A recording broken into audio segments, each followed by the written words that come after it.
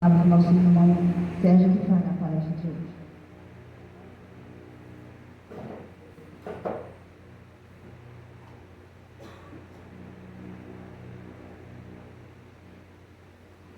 Boa noite, meus irmãos. Boa noite. Nós estamos hoje no capítulo 15, fora da caridade não há salvação. O item é o maior mandamento.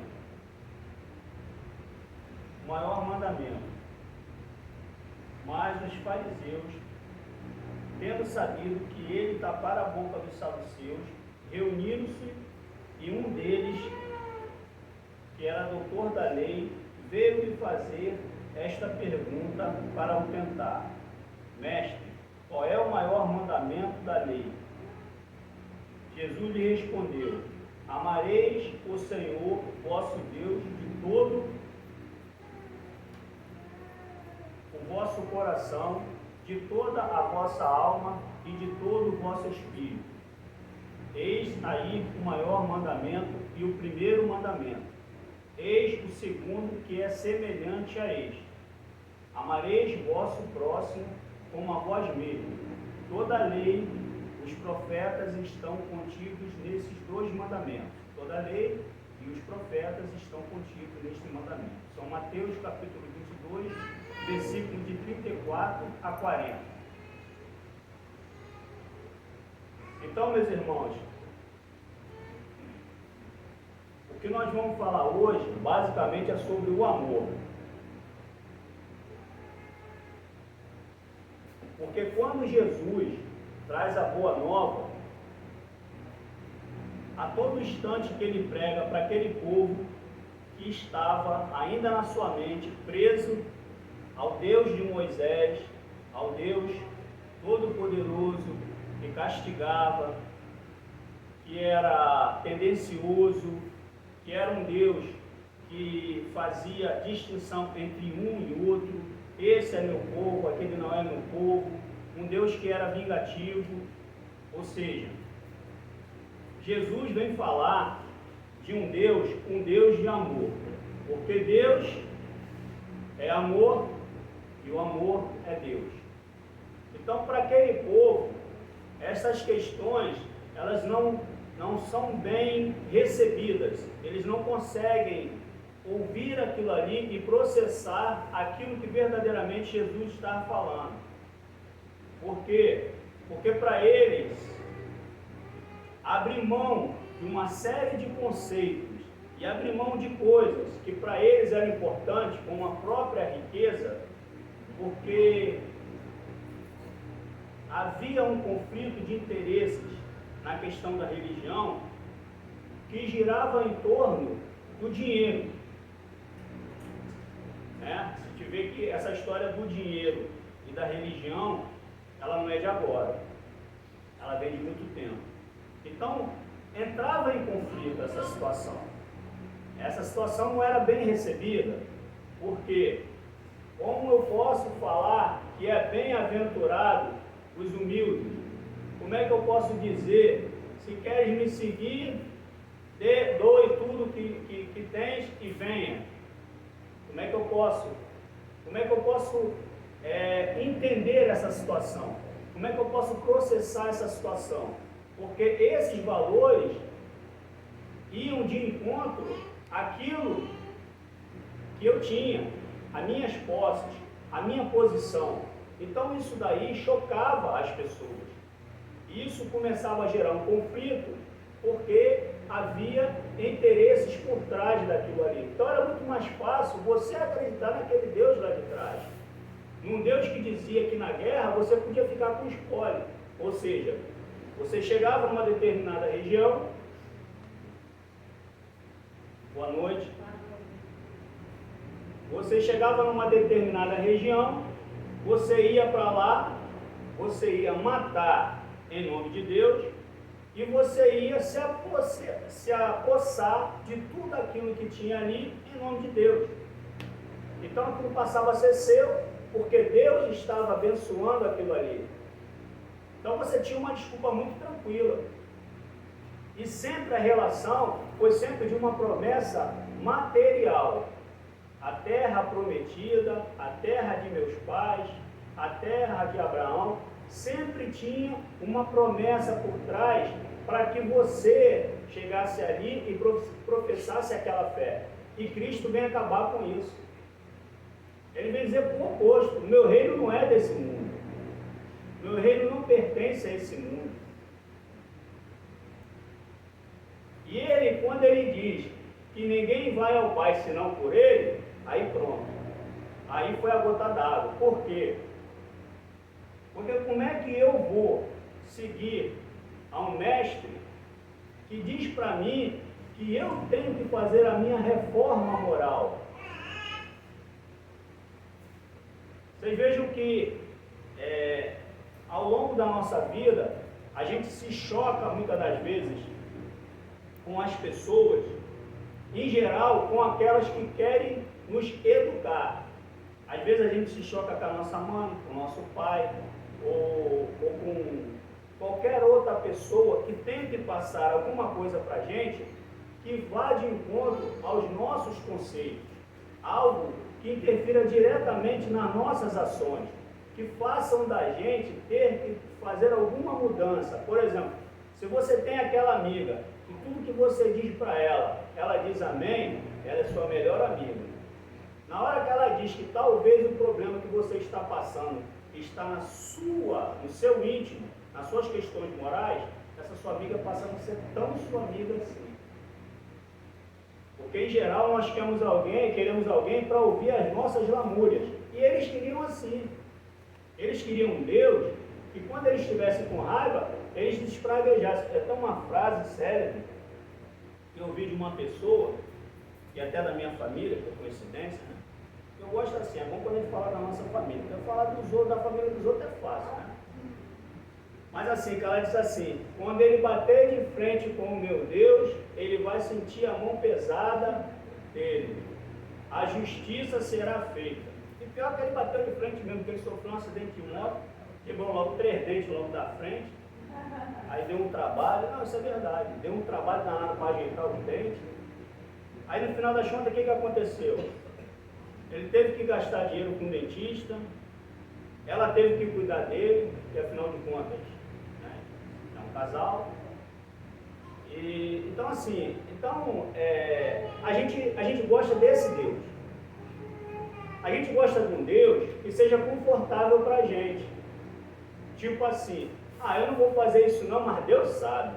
Deus sabe o que eu estou passando. Olha, em geral quando a pessoa diz assim para você, Deus sabe o que eu estou passando,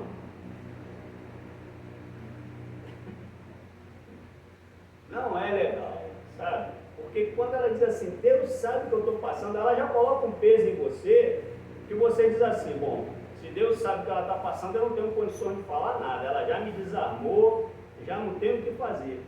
Então, essas relações, elas ficam conflitantes, porque Deus está em tudo. Nós temos a porção de Deus em nós. E o princípio disso tudo é o amor, porque na verdade é amar a Deus sobre todas as coisas e ao teu próximo como a ti mesmo. Então, ele está pedindo que você ame a Deus, você ame o teu próximo e que você ame a você mesmo. Porque muitas das vezes, algumas atitudes que nós tomamos é porque nós não nos amamos. E podem acreditar que muitas doenças de ordem psicológica, elas nascem pelo desamor que nós temos conosco, né? Parece até uma palavra meia, mas muitas das vezes nós não nos amamos. E essa falta de amor faz com que a gente também não ame as outras pessoas. Porque se você não ama a si, dificilmente você vai amar outra pessoa. Então você já não ama a Deus. Porque se você tem que amar a si, tem que amar o próximo, se quebrar uma dessas coisas, já não ama a Deus. Porque na verdade, que o princípio da criação é que você coloque primeiramente, na frente de tudo, o amor. Recentemente teve um caso de uma senhora que foi para uma audiência com um juiz e ela se deparou com o assassino do seu filho. E ela, vendo ali todo o decorrer do processo, tudo aquilo, ela estava com aquele chamado nó na garganta e ela queria falar diante daquela situação. Ela tinha perdido o filho e ali estava a pessoa que havia assassinado o filho dela. O que o juiz fez? O juiz não deixou ela falar, não deixou ela desabafar. Ela, obviamente, perdeu o controle e o juiz deu ordem de prisão a ela. Esse juiz, será que ele ama alguém ou a ele mesmo?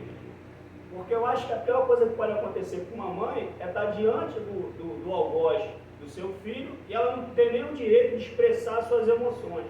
A gente, quando qualquer coisa que acontece, que a gente não consegue falar, por exemplo, quando a gente sofre uma injustiça qualquer, que a gente não consegue falar, aquilo consome a gente, e dirá uma mãe que perdeu um filho, está vendo o algoz ali na frente e ela não pode falar nada. E quando ela fala, o juiz vai dar ordem de prisão para ela. Então, essas pequenas coisas que a gente vai vendo no dia a dia, que a gente começa a entender o porquê que a sociedade, na sua maioria das vezes, ela age com crueldade com as pessoas. Por que a nossa sociedade ainda é tão cruel? Recentemente, teve também um rapaz que tinha problemas, doenças sérias, e morreu preso sem nem ter nenhum tipo de culpa do crime que ele estava sendo acusado e nem se ter prova, e nem se teve um processo. Aí, como é que eu vou dizer? Esse juiz que condenou essa pessoa, será que ele ama alguém? Porque, em geral, as pessoas lidam muito com o poder de uma forma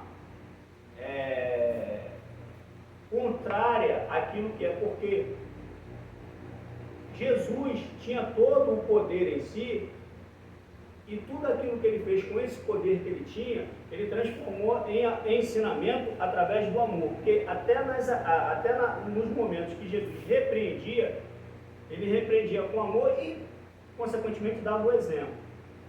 Então, se a gente inverter a situação, se a gente pegar esse juiz e colocar ele naquela situação ali, será que da próxima vez que ele se deparar com um caso desse, será que ele vai agir dessa mesma forma? Ou será que ele vai pedir que haja com ele com amor?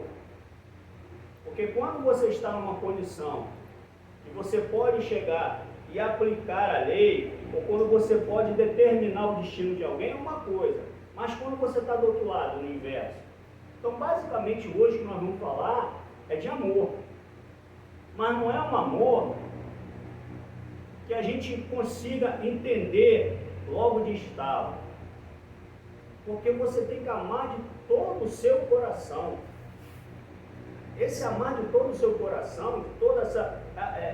tem a passagem da samaritana no poço de Jacó, que ela questiona a Jesus aonde ela deveria adorar, se era lá no monte Erigim, que era lá dos samaritanos, ou se era lá dos judeus, lá em Jerusalém. Ela questiona. Aí Jesus explica para ela que deveria... Deixa eu só olhar um pouquinho essa passagem para a gente tentar pegar ela na íntegra aqui. Peraí, só um instantinho, gente.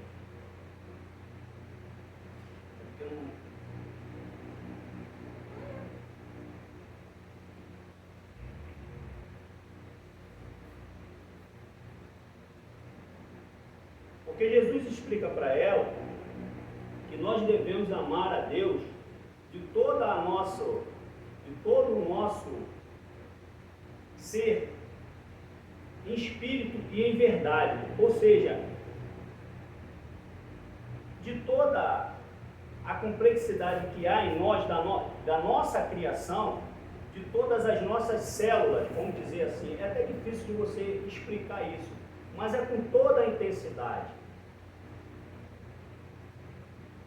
Não é condicionando ou isso ou aquilo, ou nessa ou naquela situação. sendo pobre ou sendo rico, estando com saúde ou estando enfermo. É em todo, no complexo, toda a existência da pessoa. Então isso é difícil da gente falar, porque o próprio amor, que muitas das vezes nós vemos falando por aí, até nos livros, né, os romancistas e tudo, eles não têm capacidade de explicar esse tipo de amor. O maior romancista, o maior poeta, o maior estudioso, ele não consegue expressar esse amor, porque a gente não tem condições ainda de entender isso, porque ainda falta muita coisa para a gente. Porque, primeiramente, nós ainda somos seres passionais. E essa passionalidade, ela interfere nesse amor. Então, a gente fala de um amor, muitas das vezes, subjetivo. Né? Existe até uma música que fala dos amores fugazes, né? Aqueles amores que a pessoa... É aquele amor que é intenso, daqui a pouco ele acaba. Não fica nada dele. Não é esse amor que a gente está falando. Não é esse amor. É um amor que ele tem que estar em cada célula nossa. E ele tem que ser cultivado todos os dias. Você não pode acordar hoje e dizer, hoje eu vou amar. Aí amanhã você não ama mais. Então, o princípio desse ensinamento é justamente isso. A gente, a cada dia que passe, a gente busque esse amor. E não é fácil de fazer isso. Primeiro porque é um exercício muito grande, do qual você vai ter que se entender com o seu próximo. Você vai ter que se entender com aquele do seu trabalho, com aquele da sua família, com aquele da sua vizinhança, com aquele que talvez entre em choque com você. Porque ele é todo, ele é amplo a tudo, se estende a todos os momentos. Você não pode fazer distinção deste ou daquele, porque se você fizer, você não está seguindo ao mandamento. E esse mandamento, que é uma lei, ele tem que estar na nossa mente. Porque não tem ninguém como uma placa de trânsito dizendo faça assim ou faça assado. Eles têm que estar em você. Você tem que partir para essa situação. Recentemente eu tenho um companheiro de trabalho e ele, mediante as crueldades, né, que o próximo pratica com ele resolveu ficar em oração. Aí ele, 11 horas da manhã, ele senta na cama, 11 horas da noite ele senta na cama, vai até 4 horas da manhã em prece. E aí, ele, nesse exercício aí, eu não sei se ele misturou um pouco do cansaço com o sono, ele descobriu que ele era profeta. Ele acordou um dia e descobriu que ele era um profeta. Aí de manhã cedo, né, porque o profeta, ele tem que ter, como é que eu vou dizer assim? Ele tem que ter, Deus tem que dar uma situação para ele se provar como profeta. Aí ele de manhã, a esposa dele foi contar o sonho para ele, aí disse que sonhou com um relógio bem grande, fazendo um barulho. Ela chega, acordou de sobressalto, até perguntou se ele não tinha ouvido barulho e tudo, e falou isso para ele. Aí na interpretação dele, ele primeiro pegou a Bíblia, deu uma biblada na orelha dela, disse que era Deus. Aquele despertador era Deus, chamando ela para despertar para as coisas de Deus. E a Bíblia, que é a palavra de Deus, então ele está com a Bíblia na cabeça dela. Então, às vezes a gente confunde, eu até fiquei com vontade de falar para ele, que existe uma coisinha chamada Maria da Penha, né? E talvez nos profetas antigos, né? Talvez não, na época dos profetas antigos não tinha Maria da Penha. Mas, é o quê? Não, ia ser muita gente presa, é verdade. Naquela época não tinha Maria da Penha. Hoje em dia tem Maria da Penha. E aí eu fico pensando o seguinte, Bateu com a Bíblia, né? Mas Não sei se... é só no Brasil. Eu não... Da Penha é só no Brasil. Eu estou falando do profeta que está no Brasil. Pronto, talvez se ele for para aqueles países lá da Arábia, né? Então, talvez ele... Eu não sei também se tem uma atenuante, né? Dizer assim, chegou lá, não, eu bati com a Bíblia, não sei se tem essa atenuante na lei. Talvez com a Bíblia, talvez tenha alguma atenuante, eu não sei. Eu acho que não tem. Enfim. Então, o que eu estou querendo dizer é o seguinte, como é que a gente pode se intitular profeta? Porque profeta é uma coisa forte. Se a gente esquecer o amor. Porque você pega uma Bíblia, dá na orelha de uma pessoa logo de manhã, a pessoa fica ali com o Wi-Fi já falhando, não é muito legal. Não é uma coisa, quer dizer, não é legal não, é péssimo isso. Então, se você busca, através da oração, se afastar das injustiças, das maldades que o seu semelhante pratica com você, você não pode recorrer à violência para justificar essa situação, porque já quebrou aí. Já quebrou o primeiro mandamento, já começou mal. Então, esse é o ponto. É você parar e contar até 10 e lembrar do mandamento. Porque, em geral, a gente não lembra de mandamento nenhum no dia a dia. Nós não lembramos de mandamento nenhum. A gente vai lembrar do mandamento quando acontece alguma coisa e aquela coisa tem algum impacto negativo na sua vida, e aí você vai lembrar do mandamento. Em geral, nós não lembramos. E o mandamento, ele é para estar em nós. Ele é um guia que, se a sociedade seguisse essas outras leis todas, elas se tornariam desnecessárias. Elas não teriam motivo da gente recorrer a esse ou aquela instância, ou procurar essa ou aquela vara de família, vara assim. Não, a gente não vai precisar de nada disso, porque nós estaríamos norteando a nossa vida naquilo que Jesus...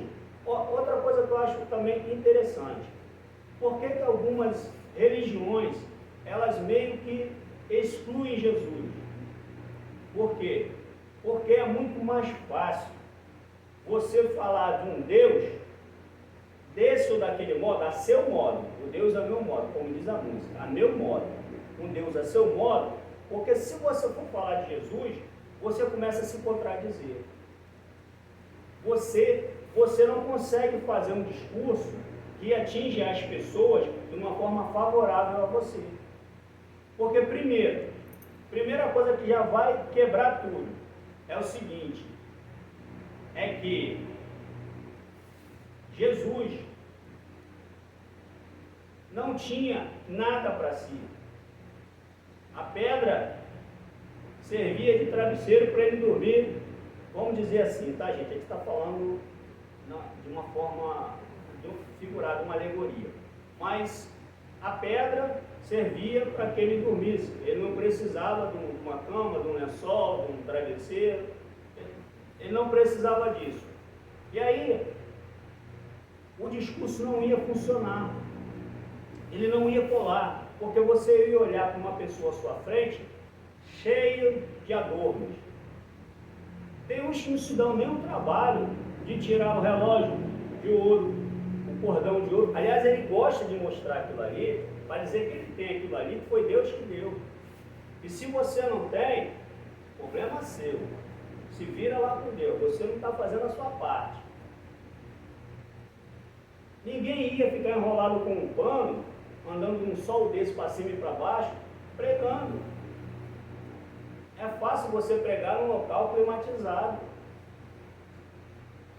Agora vê se você vai ser capaz de ir para o meio do povo. Jesus andava no meio do povo. Em geral, infelizmente, algumas religiões, elas têm medo do povo. Elas têm medo do povo. Elas gostam do povo quando o povo se torna ovelhas. Mas o povo que eu estou falando era aquele povo que Jesus estava passando, era aquele povo mal cheiroso, maltrapilho, aquele povo que estava com fome. Esse povo não interessa. Esse povo que não tinha nada para dar, para oferecer, esse povo não me interessa. E verdadeiramente, agora não estou falando agora baseado no Evangelho, nas Escrituras, nada disso. Estou falando da minha opinião. Eu acredito que a única doutrina que tem a intenção verdadeira de mostrar o nosso caminho através de Jesus, eu posso estar sendo injusto, isso é uma opinião minha, é a doutrina espírita. Porque o que eu conheço de algumas outras religiões, eu digo as que eu passei, elas não têm muita preocupação de mostrar o Jesus guia e modelo. Eles falam muito no Calvário, na crucificação, aquilo que serve para, de uma certa forma, te desestimular. Porque se você botar na sua cabeça que na hora que você seguir ao Mestre, você vai acabar pendurado numa cruz, você desanima. Quem quer ficar pendurado numa cruz? Infelizmente, a doutrina que mostra um caminho, que é o caminho do amor, aqui eu enxergo, isso é uma opinião particular, é a doutrina espírita. Porque ela diz para você, se você acordar hoje e você quiser modificar a sua vida, você é capaz de modificar.